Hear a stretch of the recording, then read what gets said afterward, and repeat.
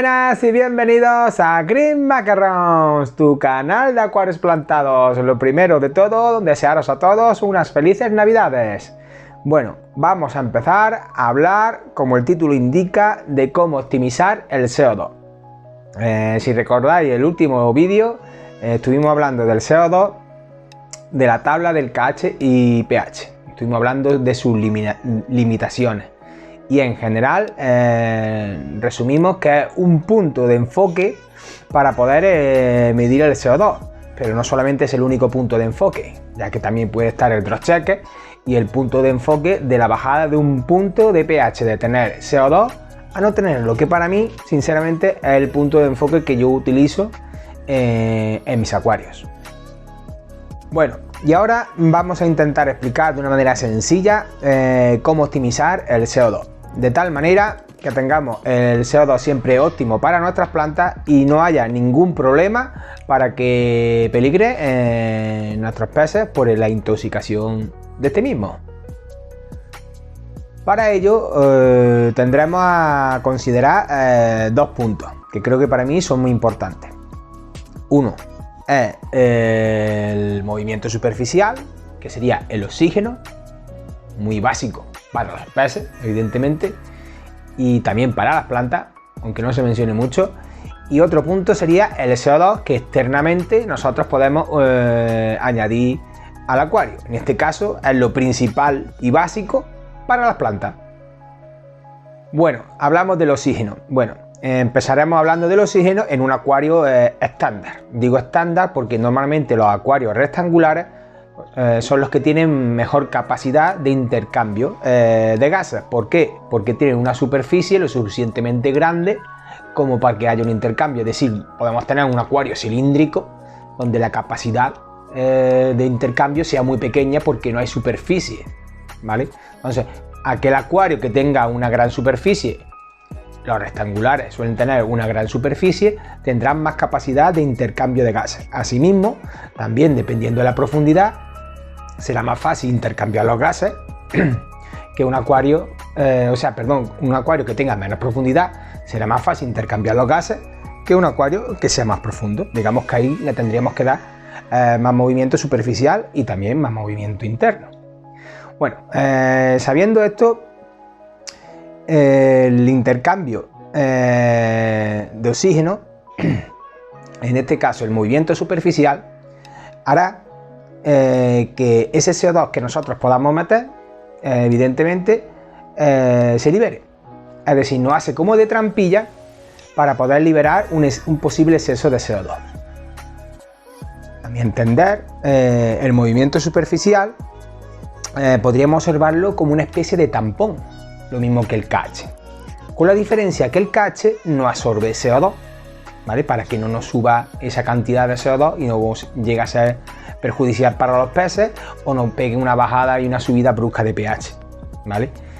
Pues el KH nos hará retener ese CO2 y el movimiento superficial, como he dicho, para mí es un tampón, pero en vez de absorber lo que hace es liberar. Es decir, es como he dicho antes, como una trampilla que lo que hace es liberar CO2.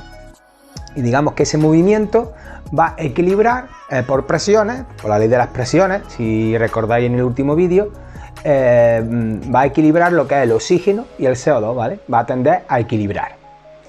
Bueno, pues esto para nosotros es una gran ventaja. Siempre se ha dicho que hay que tener un tampón mínimo de KH para evitar oscilaciones de pH y asimismo intoxicaciones por el CO2. En cierta manera, pues sí, puede ser, pero yo pienso que quizás sea más engorroso tener o querer depender de ese tampón de KH solamente para el CO2, porque el movimiento superficial, como he dicho, nos hará de tampón para no tener un exceso de CO2. Además, tenemos también la ventaja que ese movimiento superficial nos creará más oxígeno para los peces. Hablando de plantas, también podríamos observar una gran ventaja en que hará que nos suba el potencial redox y esto hará que haya una mayor oxidación de ciertos nutrientes para las plantas. siempre y cuando no nos pasemos de potencial redo. O sea, tener un rango óptimo de potencial redo. Bueno, eso sería en cuanto al movimiento superficial, la función que nos va a realizar. Y en cuanto a la función del CO2, pues principalmente el alimento más básico y más principal y más limitante que suele haber en los acuarios plantados, y digamos que suele ser el nutriente que no conseguimos tenerlo siempre a punto y el que nos suele dar problemas. Y muchas veces, gracias a no tenerlo en un grado óptimo, pues nos da problemas de algas o de déficit de las plantas, y ya creemos que es un déficit de nutrientes. Digamos que el CO2 es el limitante número 1 que solemos tener en los acuarios plantados. Entonces, ¿cómo lo optimizo? Bueno, para optimizarlo, como de lógica es, todo el CO2 que entre, o bien se queda en el acuario, o lo consumen las plantas, o sale fuera por el movimiento superficial. Pues ahí se trata el tema, que haya un equilibrio en ese asunto. Entonces, lo ideal es que siempre haya grandes tasas de CO2 en el acuario disponible para las plantas, desde el minuto 1, sobre todo desde las primeras 3 o 4 horas, que son cuando las plantas más carbono, o sea, más CO2 consumen. Es decir, no veo tan importante tener un KH alto y sí un movimiento superficial. Y ahora me preguntarán, oye, si no tengo un KH alto, tengo movimiento superficial y quiero tener grandes tasas de CO2, ¿no va a ser peligroso para los peces? Bueno, lo voy a intentar explicar de una manera sencilla. Podríamos situarnos, digamos, en dos escenarios, ¿vale? El primer escenario es cuando nos vemos con la duda o el enigma de tener buen CO2, pero no peligrar, digamos, la salud de nuestros peces. Normalmente los acuaristas, lo que suelen hacer es inyectar pequeñas cantidades de CO2, ¿vale? Y encenderlo una hora antes, ¿vale? Para, llegado el momento de que se encienda el fotoperiodo, llegue a estar el CO2 en un momento óptimo, ¿vale? Hasta ahí, bien. ¿Qué ocurre? Que dependiendo del acuario, la cantidad de planta que tengamos, la cantidad de luz que tengamos, esa inyección de CO2 será una inyección de CO2, digamos, lenta. Al ser una inyección de CO2 lenta, independientemente del KH que tengamos, tardará X horas, ¿vale?, en llegar al punto óptimo. O sea, será más lento el acercamiento al punto óptimo de CO2. ¿Qué ocurre? Que cuando se enciende el acuario, ese CO2 se consumirá rápidamente. Como he dicho, las 3-4 primeras horas del fotoperiodo son cuando más consumen las plantas, y habrá una bajada de CO2. Como tenemos un cuenteo de gotas de CO2 más bien lento, disminuirá en ese momento, entre esas 2 o 3 primeras horas disminuirá. ¿Qué ocurre? Que tardará otra vez en recuperarse para llegar al punto máximo de CO2, y posiblemente ya cuando se recupere sea ya el final del fotoperiodo. Conseguimos que no haya exceso de CO2, pero no conseguimos que nuestras plantas tengan el CO2 óptimo durante todo el fotoperiodo, es decir, va a haber fluctuaciones.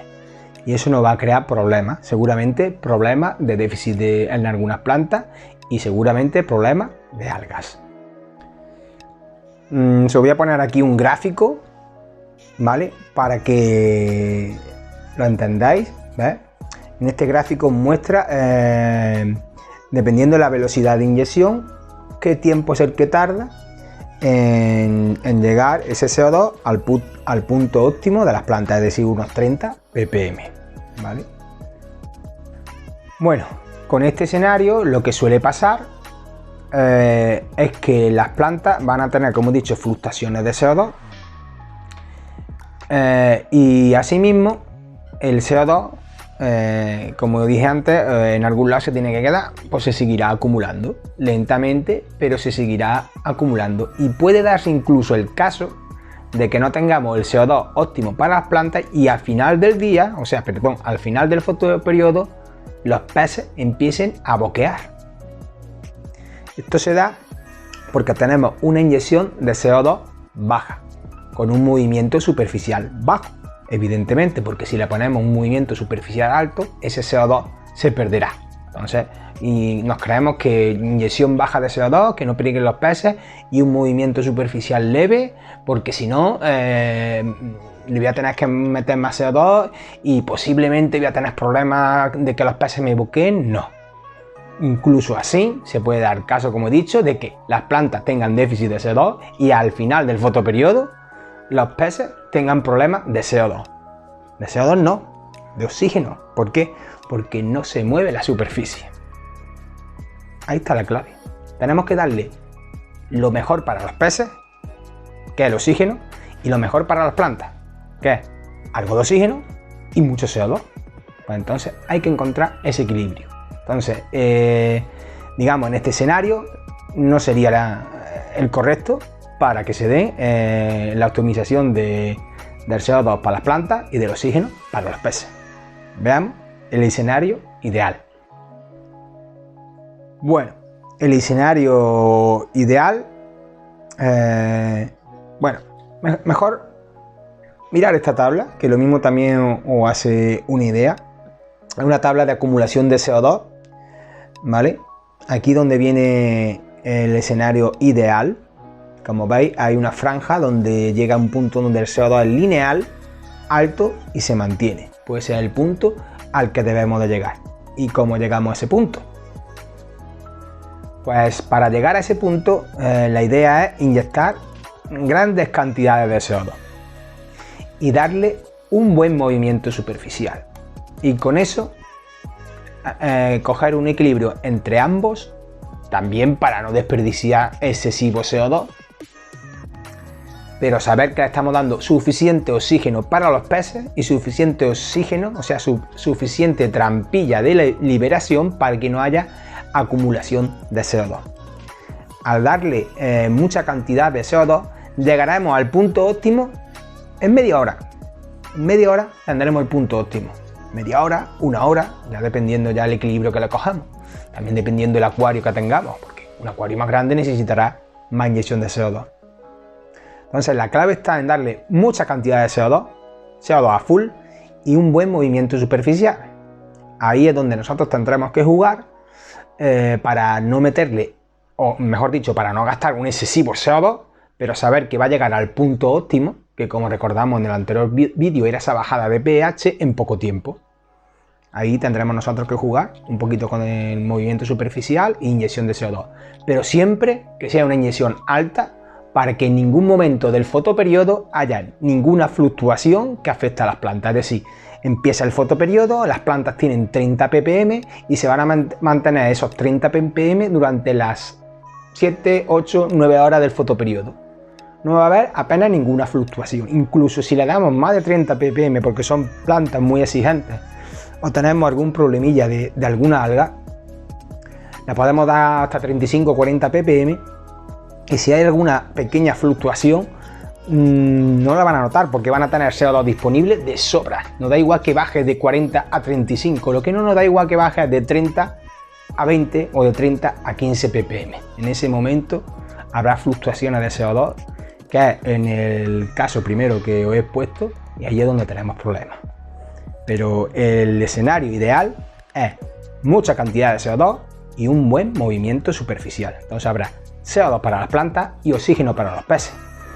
Creo que la gente muchas veces confunde con que el CO2 desplaza al oxígeno y no es como tal. Podemos tener bastante oxígeno y bastante CO2. Es decir, quizás sea más peligroso tener 20 ppm de CO2 pero muy poco oxígeno. Se puede dar el caso de que no se mueva la superficie y con 20 ppm de CO2 los peces puedan boquear. No sé si me cogéis.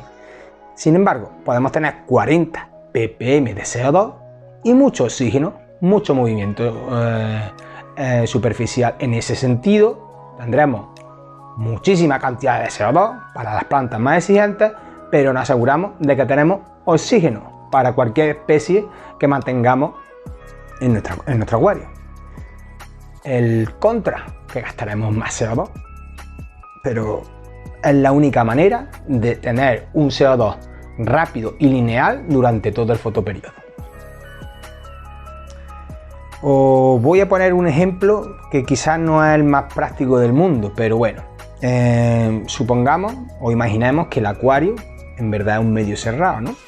Pues imaginemos que es una olla a presión, ¿vale? Por un lado le están entrando, y bueno, esa olla a presión tiene dos llaves, ¿no? Y por un lado le está entrando con una llave abierta la presión a X bares, una cantidad determinada de presión, y por otro lado tenemos otra llave que la abrimos a media asta, por ejemplo, y nos va saliendo también X cantidad. Bueno, pues si tenemos una llave entera abierta, entrándole 2 bares de presión, y otra medio abierta, pues evidentemente si esa llave de entrada la aumentamos la presión a 4 bares, nos va a salir más CO2 todavía por la llave medio abierta. A ver, si no la tenemos ni cerrada, que se nos acumule y explote, ni abierta del todo, que todo lo que entre salga, la tenemos medio abierta. Pues aquí es donde entra el equilibrio. Podemos meter todo el CO2 que queramos, que contra más CO2, o en este caso más presión metamos a la olla, más gas saldrá también por la llave medio abierta. O sea, es todo equilibrar presiones. Con el acuario pasa algo parecido. Nosotros podemos meter todo el CO2 que queramos, hombre, siempre y cuando no nos pasemos, claro está. Pero si tenemos un buen intercambio gaseoso, contra más CO2 metamos, más CO2 saldrá. Entonces será imposible o casi imposible que nuestros peces lleguen a boquear. Eso sí, tendremos que cogerle el equilibrio para que no sea tampoco un movimiento muy brusco de superficie y nos haga desperdiciar mucho CO2, sobre todo cuando son en acuarios muy grandes, donde tampoco es plan de que no dure una bombona de 8 kilos 2 meses, que menos que no dure 6 mesecitos. Entonces, ese es el key de la cuestión, y el ejemplo de la olla de presión yo creo que es muy entendible. O sea, tú puedes meter todo lo que tú quieras, que metes más, sale más, se equilibran las presiones.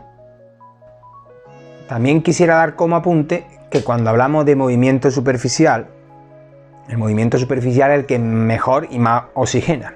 También oxigena el movimiento interno. Pero otra manera de optimizar ese CO2 es no tener grandes corrientes internas, las suficientes para que la corriente se distribuya por todo el acuario. Dependiendo del HAR, pues habrá veces que sea más complicado o tengamos que conectar alguna pequeña bomba o nos tengamos que hacer de otro filtro, porque por las maderas, por las rocas, por ejemplo, este HAR es complicadete de que circule todo al unísono, ¿vale? Entonces nos debemos centrar también en las corrientes internas, pero sin abusar. Ya que no oxigenará todo lo que debería comparado con el movimiento superficial. El movimiento superficial es el que no intercambia y no oxigena el acuario. Las corrientes internas deben ser suaves. ¿Por qué digo suaves? Porque hay veces, creo que lo comenté en el vídeo anterior, que la gente piensa que porque la burbuja del CO2, en este caso de un difusor bueno o de un atomizador, sea pequeña y se desplace muy rápido, con mucha corriente, lo va a optimizar mejor la planta, y no es de todo así.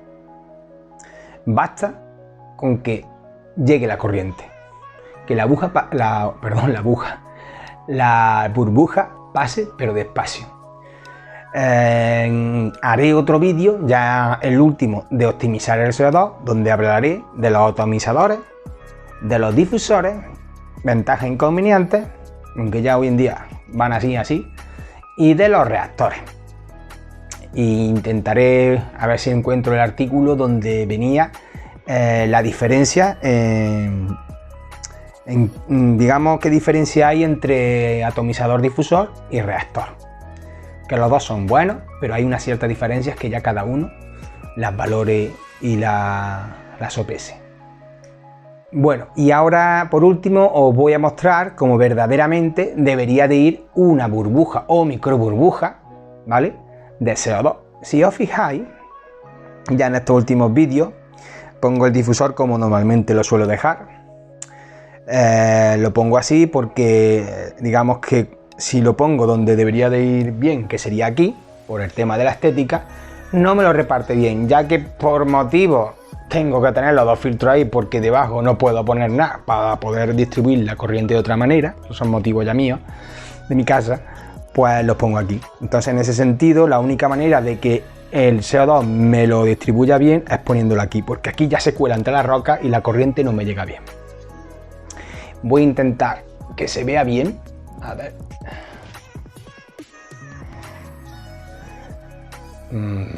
Yo creo que se ve bien.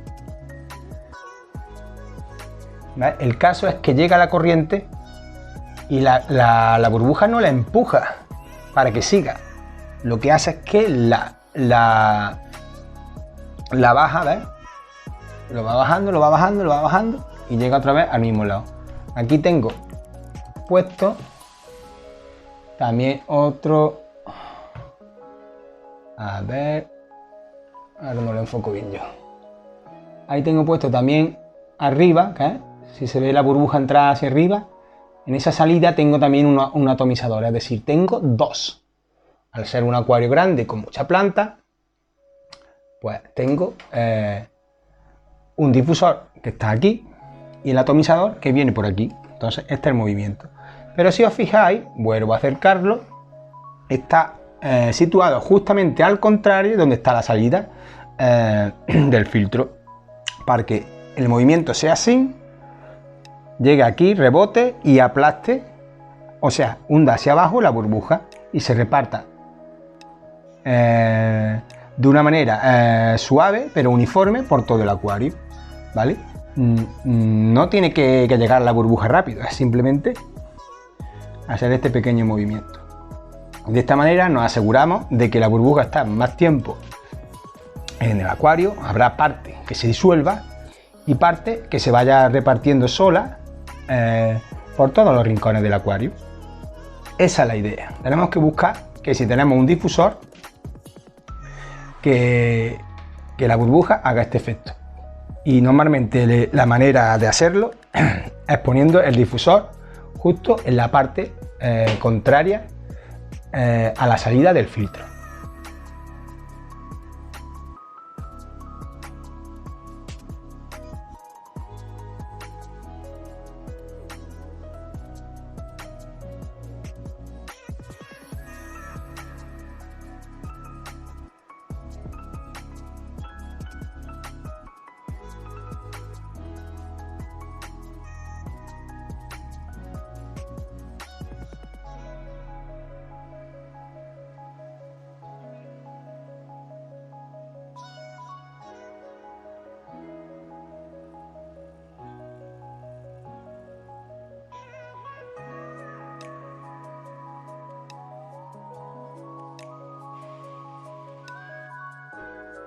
Bueno, aquí estoy otra vez. Espero que lo hayáis entendido. La mejor manera de optimizar el CO2 es haciéndonos como aliado del movimiento superficial.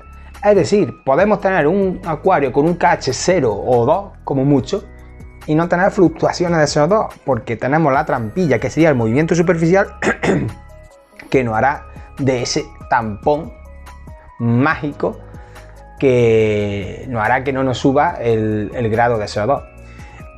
Nos ayudamos de eso, CO2 rápido, en el punto óptimo y mantenido, ya que por mucho que la planta no quiera absorber, al tener una inyección alta se va a mantener. Y el movimiento superficial va a hacer que se mantenga, pero que no nos acumulen los ppm de CO2. Por otro lado, la ubicación del difusor, yo hablo del difusor porque aquí tengo atomizador y aquí tengo difusor, como habéis visto, siempre, o la mejor manera de distribuirlo es colocarlo siempre en el lado opuesto de la salida del filtro, para que empuje esa burbuja hacia abajo y haga un recorrido total del acuario. Si el acuario ya es muy largo, pues bueno, ya podemos tener esta idea, que para mí no es la más estética, o intentar ubicar la salida en otro lado, o incluso utilizar dos salidas para que sea un poco más potente, pero siempre intentar que no haya movimiento excesivo interno, que sea un movimiento superficial fuerte o medianamente fuerte, pero sea un movimiento interno suave, que la burbuja viaje suavemente. Bueno, pues hasta aquí el vídeo de hoy.